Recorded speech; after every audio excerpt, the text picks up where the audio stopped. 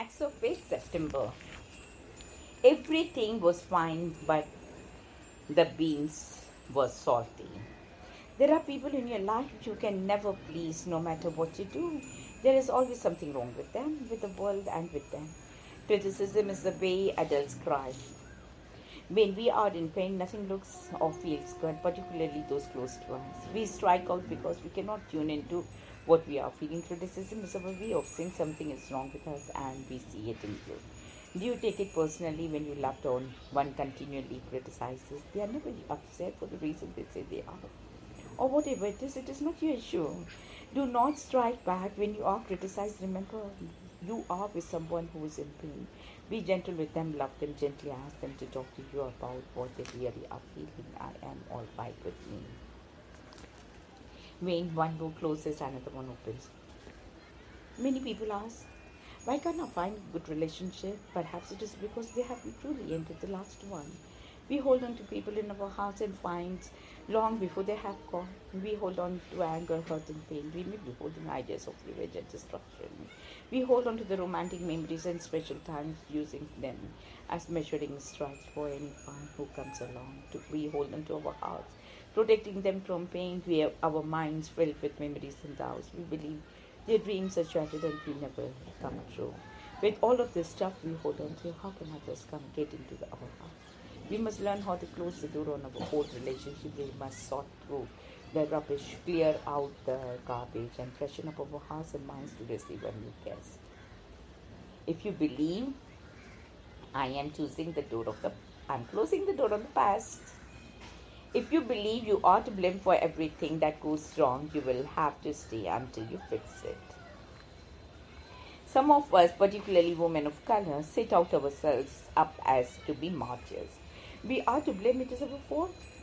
We just can't seem to do anything right, so we don't. We criticize mess after mess, crisis after crisis, then allow others to use us as doormats. Smart move.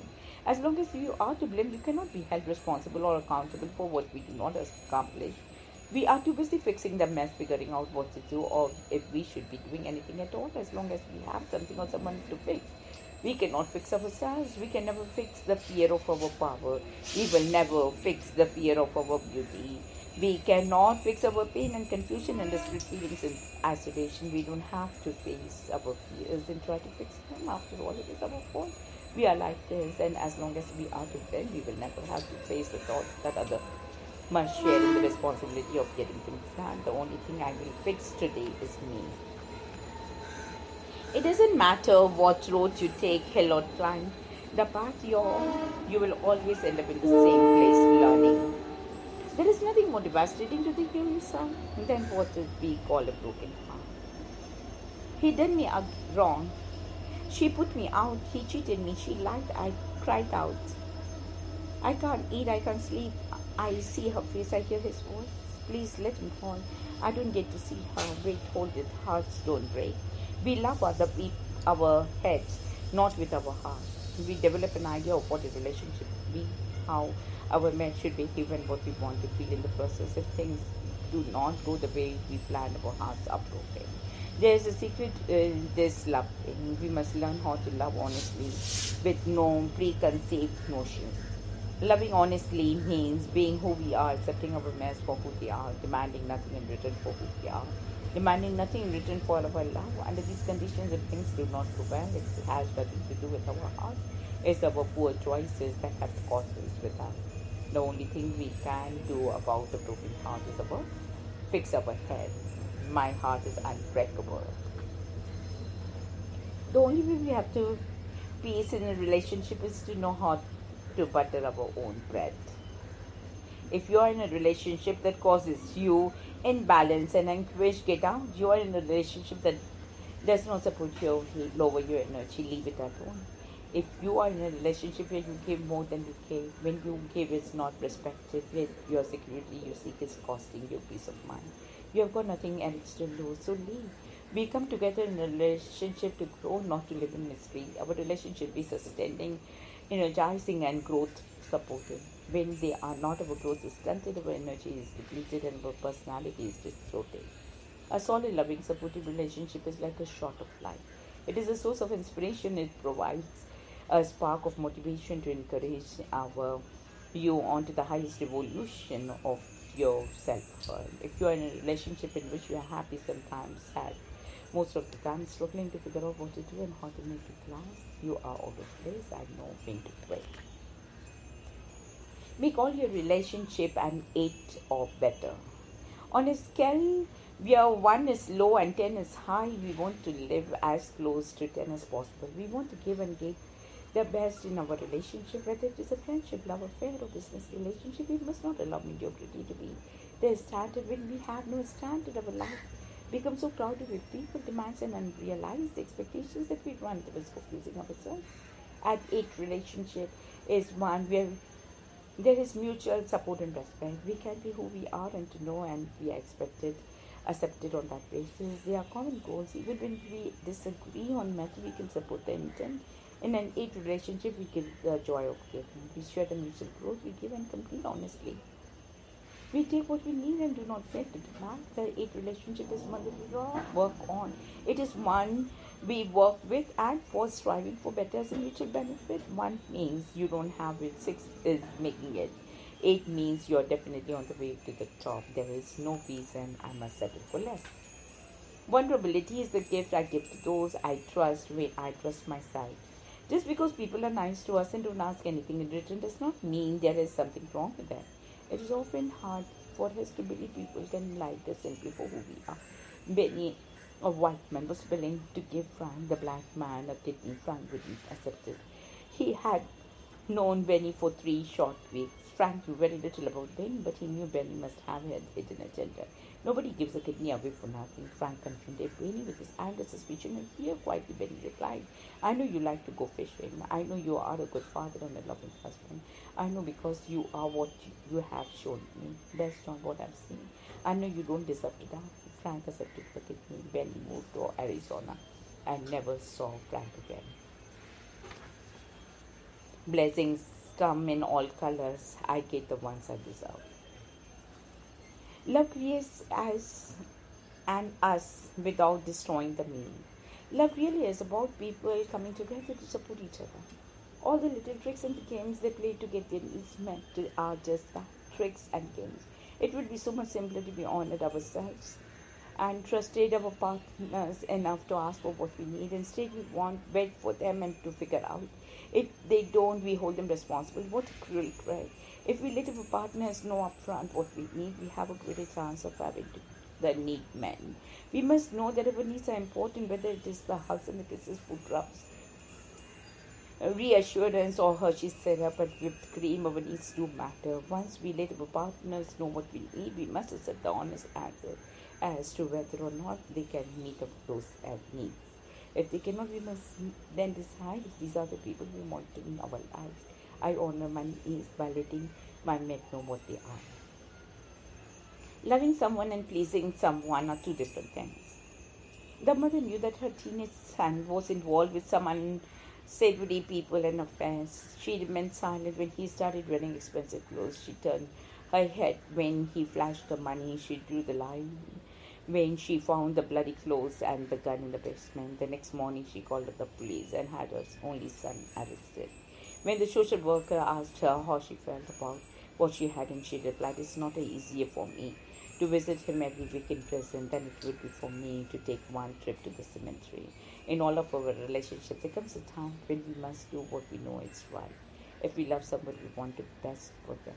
If we not make them happy, it probably won't be easy. But loving someone doesn't mean allowing them to hurt themselves. It certainly doesn't mean you must allow them to hurt you. In loving you, I will not lose myself. Consider those whom you call your enemies and figure out what they should call you. You cannot choose sides in a round world. You're either in it, a part of it, or you're off. When you have enemies, you are a part of the very things you accuse them of. An enemy offers you interest of position. An enemy is hostile, unkind, and unfriendly. And what you are doing while all of this is going on, if you consider them your enemy, how can they approach you to get things clear? You are the middle of what stands between you and your enemy. It is not what they have done or say it can do or might do. It is you. It is your thoughts, your judgments, your fear, your condemnation. And if you do not feel guilty, you could not attack them. You call your enemy. You believe the enemy is wrong, not to be trusted, unworthy of love. You prepare yourself for the defense, projecting onto the enemy the very things you do yourself. When you have an enemy, look at your own hatred, understand how the hostility disturbs you, and ask yourself, do I really want to attack the very thing I fear? The only enemy I have are the ones I attack. For the love to grow through the test of everyday living, one must respect the zone of privacy where one desires to retires to relate to the inside instead of the outside. Everybody needs a little time and a space where they can go to be alone. When this is called a relationship danger zone. We all need those few little things that we have for ourselves. We could be a thing, place, an activity, or something we cannot share. What this can look like is a relationship where it is mine is theirs. Everybody has that special thing that they just love to do. But this feels like in a relationship I'm going out without you. If you want our relationship to grow and flourish and your loved ones to remain living and kind, give them the time, space, and opportunity to go and make contact with their own mind. Today I will let you be with yourself. When the law of one eye for an eye operates, all the people will end up blind. You simply cannot pay anyone back for something they did to you. Look at the lesson and move on. If one treats you badly, rejects you, abandons you, abuses and disrespects you, you cannot hold on men accountable. Look for the lesson and move on. If your ex-wife took your money, lied to you, neglected your children in your home, it does not mean no woman can be trusted. Look for the lesson and move on. If some white people are restless, some black people please, some intellectual people condescending, some uneducated people lazy, some light people uppity, some dark people ignorant, it does not give you the right or the authority to treat people who look the same and act the same way. You choose based on your past experiences. Ask yourself, what can I learn from this situation? What can I do to this that I didn't do before? If there is nothing, simply move on. I am doing the best I can right now. Every woman and every other woman trying to figure out who she is. Women of color have been led to believe that they must be everything to everyone. As a result, we do not know how to ask for support when we need or want it. We become angry with others when they are not there for us. But we must realize people cannot, will not, and do not know how to help if we do not know how to ask. Take 60 seconds for yourself and ask yourself what you need. If it is the assistance with a project, a shoulder to cry on, a special something you need or want for yourself, let other people support you.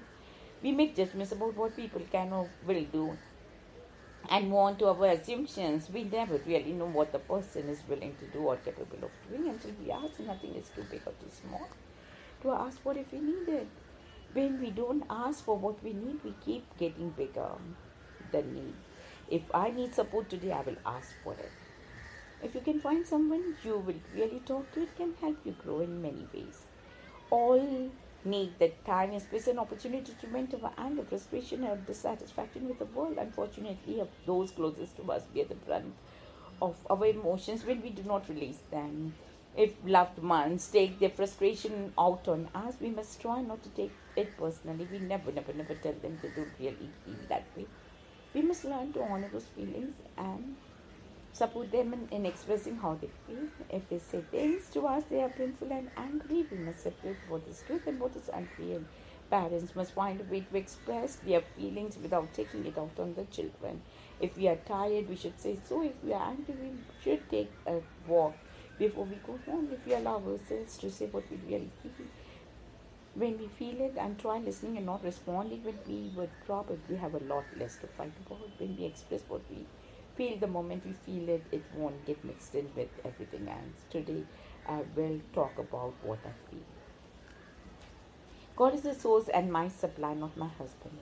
There is only one power and one presence operating in our lives, that is the power of creative source. It operates through our consciousness. It draws to us and provides for us the response to how we think. If you are not aware of the power operating in us, through us and for us, we hold our mate responsible to provide the things we want to need. The source gives us all that we deserve based on our conscious awareness of the present. If we pressure our mates to give us things, it means we are out of touch. The source provides our food, clothing, and shelter. It provides us with work, fulfills our needs. The source may work through things, and the people with the source is the substance of all things. If we have a mate who is not giving, sharing, and providing us with the things we think we need, we must ask ourselves, what am I thinking about in terms of where and from whom I get my sustenance? God, the omnipotent, omnipresent, provides my every need. Coming together is a beginning, keeping together is a process, working together is success. Whether in business or personal relationships, what makes working together is so difficult is the individual need to be right and to have things our way. As long as we have a position to hold on, we cannot come together or work together. We are not willing to bend. So we somehow get in the way. We must get clear about what we are doing, why we are doing it, and who we are working with. Only with an honest examination of our motives and intent can be surrendered to any working or loving process. If we enter any collective agreement for in only personal goals and with mental garbage, the stability of the group is jeopardized by our dishonest foundation. If we come together in dishonesty, work together in clarity, we can stay together with respect and meet any goal successfully. I respect myself enough to respect the working process. Most people enjoy the inferiority of their friends. Real friends don't notice. And many people of color believe it is their responsibility to stay in relationship, communities, and situations to prove that they are true blue. Nothing could be further from the truth. We owe it to our dreams and place ourselves in an environment that provides the support, the things we want. We have a right to peace, prosperity, and success, even when it means we leave the hood. Does this mean we think the hood is bad? No, simply it means the hood is not where you choose to be. Growth requires that we move on. Movement does not mean rejection. It means we want to broaden our scope to move beyond those things and people who are familiar to us. Does not mean we are leaving them behind. It means we are clearing the path for them to follow if they choose to. New friends are silver, old friends are gold. A friend is a person who dislikes the same people you do. Don't hang out with people who are where you don't want them to be. Your friends and the environment reflect what you really feel about yourself. Winners hang out with winners, losers hang out with losers. When you are on the board, you need the people and the environment that supports and encourages your dream. You won't find that among people who are helpless and hopeless. You won't find support for your group, and among people who shine and complain. You must know and believe that there are people waiting for you in the place you want to be. They will nurture, support, and encourage you to keep moving. People who you know may not always support your growth. For you to move on means you leave them behind. It also means that you prove that what they claim to be responsible is definitely possible. I surround myself with people and things that are good for me. When you are kind to someone in trouble, you hope you'll remember and be kind to someone else, and it will become like a wildfire. For some reason which was never fully explained, Robert despised Rhonda. He told anyone who would listen how rotten, no good, downright dislikable she was. He made a campaign of it. He wrote letters. He made telephone calls. When he saw Rhonda, he smiled and said, "Hello." Robert died suddenly, unexpectedly, and penniless. There are many things that needed to be done. No one stepped forward to help except Rhonda. She made the arrangements, spent the money, and took care of the Robert's affairs as best she could. Robert will never be able to say thank you. He's not in a position to say, "I'm sorry, I was wrong about you." He will never be able to pay her the money and the compensate her for the time. But when Rhonda had a family emergency and needed a car to travel across the states, she hardly knew, said, "Here, take my car.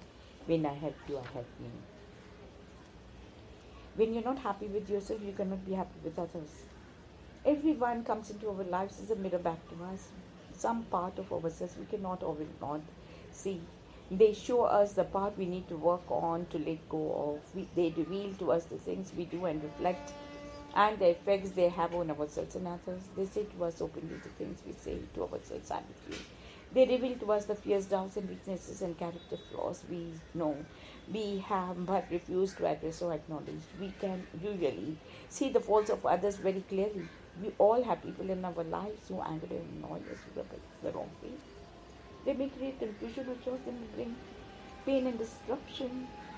They may reject us, abandon us, and create some sort of harm. Before we get busy trying to fix a person or remedy the situation, we should ask ourselves, Why is this person in my life? What am I doing to draw this to myself? How do I do that? What they do, and how can I release this need?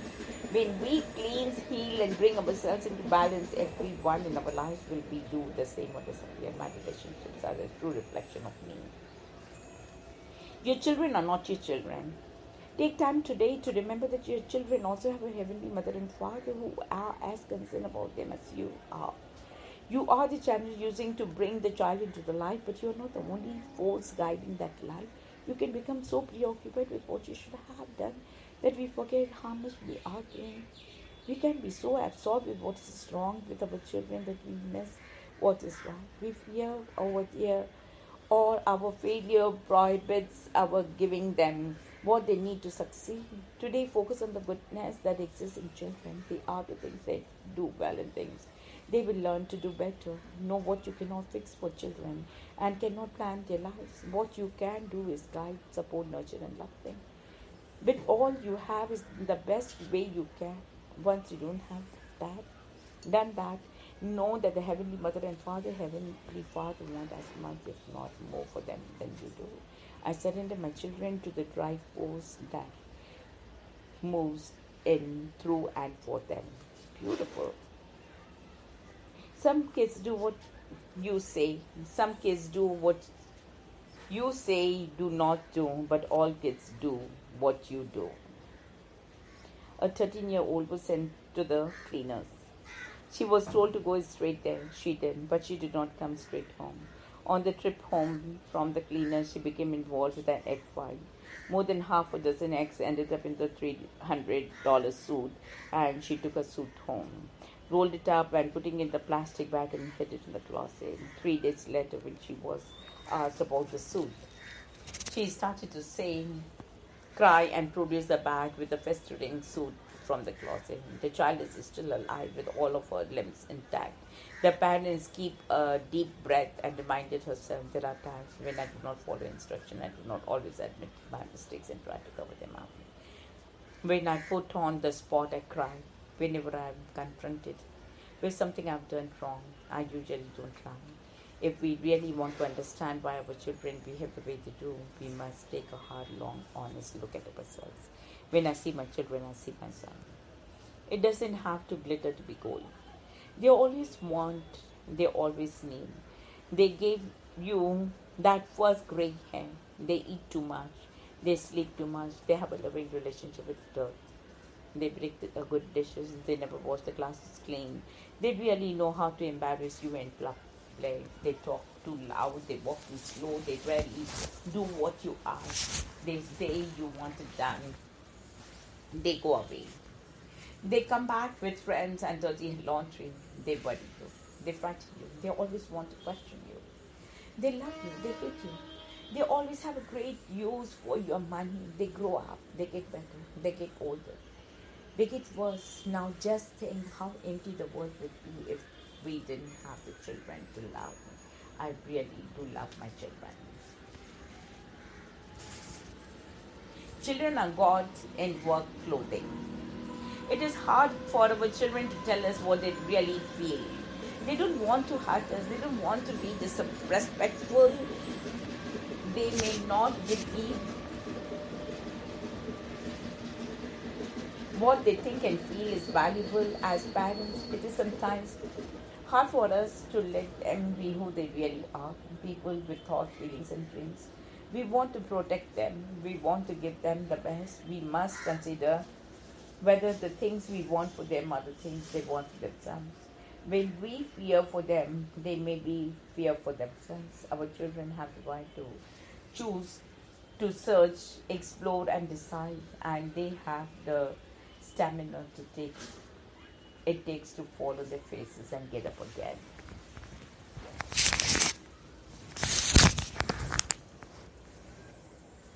Today I will do more than listen, and I will hear my children.